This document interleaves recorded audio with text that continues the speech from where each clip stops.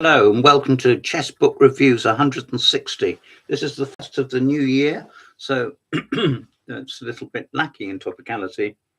A very happy new year to you all, especially Brendan O'Gorman, my harshest critic. Now, I want to talk about Soviet championships. This is what's milk and waterly referred to as Russian chess. Of course, there are many books on Soviets and Soviet individuals, but this is restricting itself to books about their championships when they played amongst themselves. It's a pretty obvious statement, but nevertheless, I make it. Now, these books have been hailed. These contain any amount of information, any amount, published by somebody probably, Elkin Ruby. There we are. Enormous tomes. There's 3 of them. I've got 2 of them. I'm showing you one now. I think it started up about 1920. Let's see if I can find a start date. Yes, there we are. Volume 1 covers from 1920 to 1937, so just before the outbreak of the Second World War. Mr. Hammer and Sickle, and they're called Masterpieces and Dramas of the Soviet Championships. Sergei Voronkov. Well, there they are up on the stage. It's quite it's very detailed. You've got a photograph of a score sheet. A bit more exciting than that, could you? Teacher sends you back and say, "Hey, handwriting's really bad." Let's see what else I can show you. The 6th championship in Odessa. The Soviets going very strongly for cartoons. I've always noticed this. Here's 2. Those are favourite players of the age, no doubt. This is Ilya Khan, presumably as in Khan Sicilian. And here's one of his games in an Imzo-Indian. Look at that. See? Good stuff. Good stuff. Now, in those days, their championships weren't that strong, really. Not really. There's a table here. I haven't seen this before. I'm going to find out what it's all about.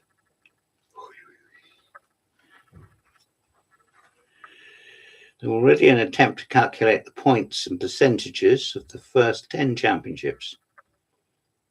However, those numbers were untrue.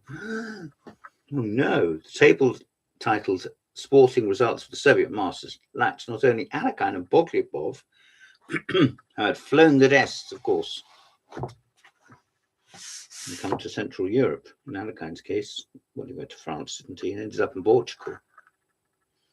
Right. The person that scored the most in percentage terms was Bogliubov, followed by Alekhine and Botvinnik. Well, I think that shows you how strong it is.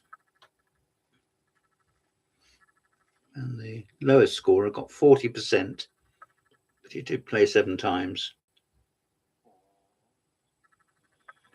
Rabinovich played 8 times. That looks like to be a record.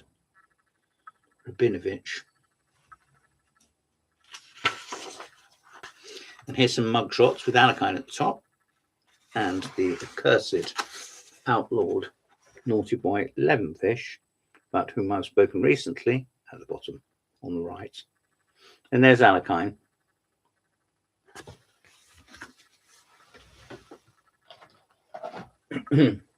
I'm sure you will agree with me. That's a very detailed book. As I say, it's one of a trilogy. They're all out now. Might be a 4th one coming. I don't know. They didn't bring it completely up to date. Now, this is a book I absolutely adore. Published by Cadogan. books. I went to some lengths when I was very short of money to buy this in hardback, and I was in contact with Bernard Cafferty when we did the magazine and the British Chess magazine, but sadly I didn't get him to sign this. I'm sure he would have been pleased to do so, but he didn't, because I didn't see him to ask.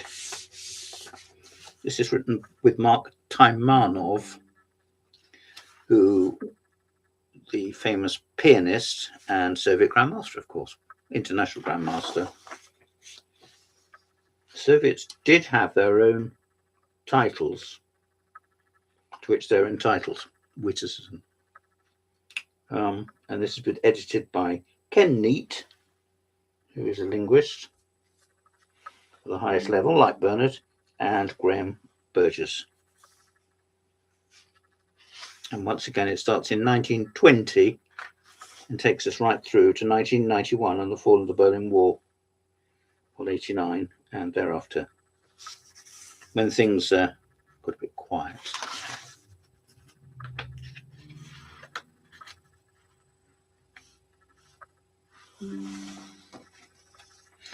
This book is just brilliant. It has all the cross tables. Let me show you them.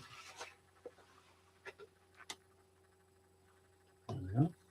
On my Alakine.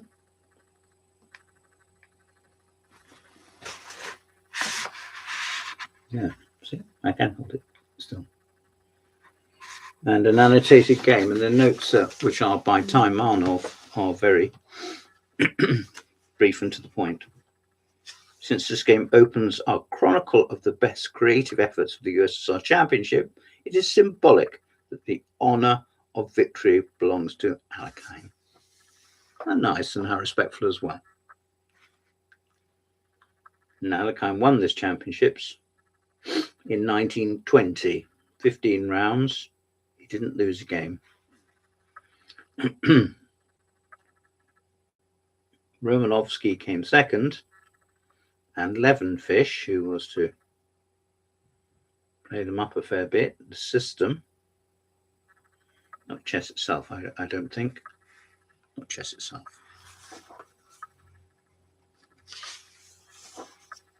The second championship at Petrograd. Here we are. Yes, it immediately says Alakine and Bogliapov were absent for the second contest of 1923 because they were now settled abroad. And obviously, the Russians don't like that. They like people to stay where they're damn well put. Romanovsky triumphed with Levenfish second.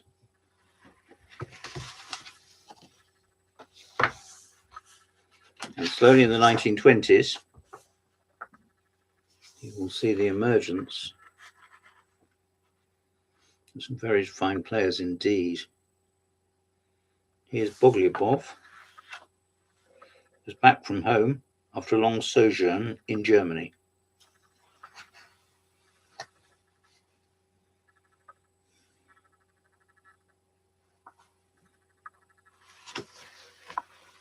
Once again, there's the third championships of 1924, the year that Bronstein was born.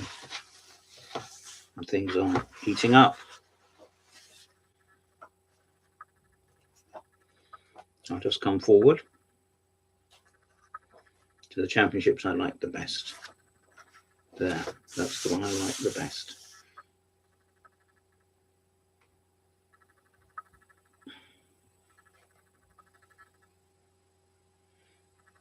About a woman sharpshooter, 41st. Well, they knew with 1973 Soviet Championship that Bobby Fischer was world champion, and they had to do something about it. And they drew together all their top brass with a few regional qualifiers. And there it is, feast your eyes. Look at it, just look at it. Smyslov as low as 16th, and Tal as low as 12th, and Keres as low as 9th.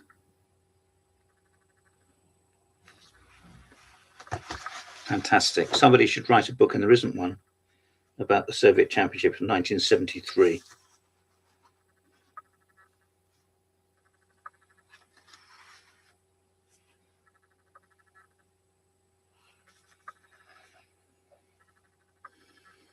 You mentioned that Leonard Stein died just before his departure to Bath in July. And this tournament was held in October, same year of his passing, and won by Spassky, who used a lot of the preparation which he had for Bobby. Still very sharp in his mind.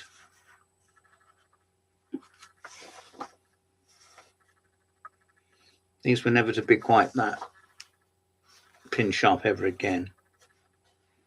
I mean, for example, the 1975 was won by Petrosian and Vigani and Vahanyan, with Galko and Romanishin and Tal in pursuit, but it was never quite the same again. And a player as strong as Polagaevsky was only sixth.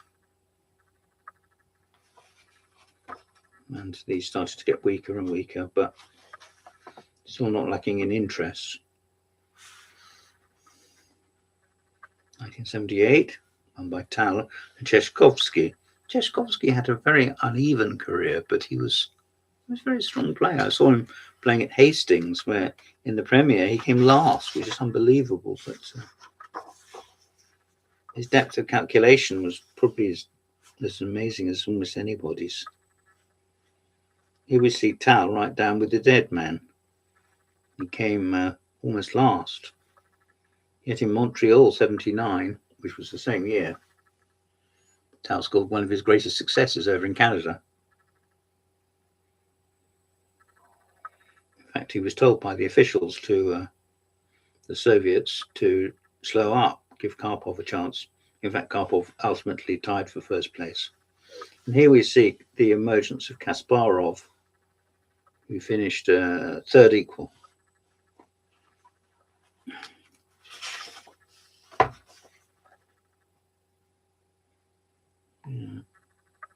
Here we are in 1981 with Belyavsky and Lev Sarkis. I spoke to Lev Sarkis, who said that he was somewhere between Kasparov and Karpov. Then he woke up one morning and found he was nowhere. There we are, the 48th Championships. Lovely annotated games. Not too many, not too much, but a treat to see them.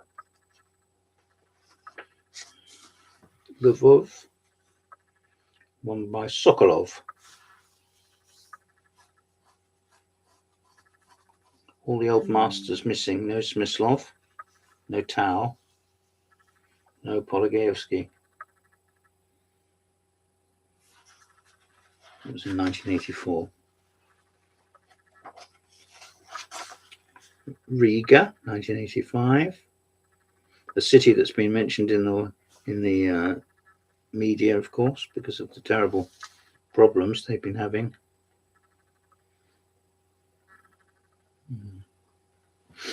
And as low as 15th equal, a certain Geller. That may have been his last appearance at that high level. Poor old Geller. He only won 3 games.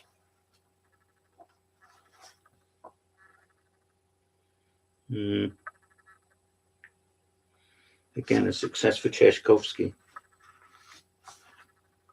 Most erratic players in chess history, I think.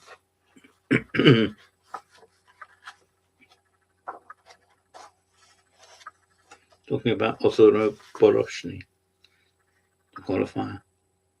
And here's Kasparov and Karpov limbering up. Yeah. The 55th Championships. I wonder, was the last great event of the whole series. There hasn't been a championship like this for 15 years, said Botvinnik, and there will never be its like again. How true. They must have had some decent prizes. And good for them.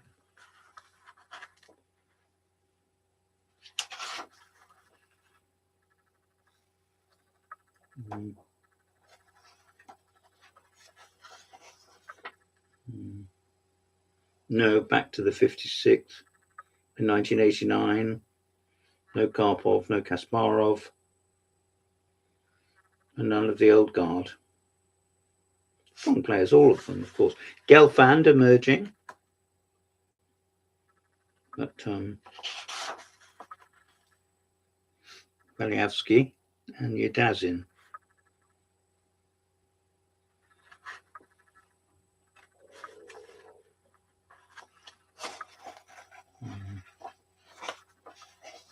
And then the 58th championship in Moscow, which was Swiss.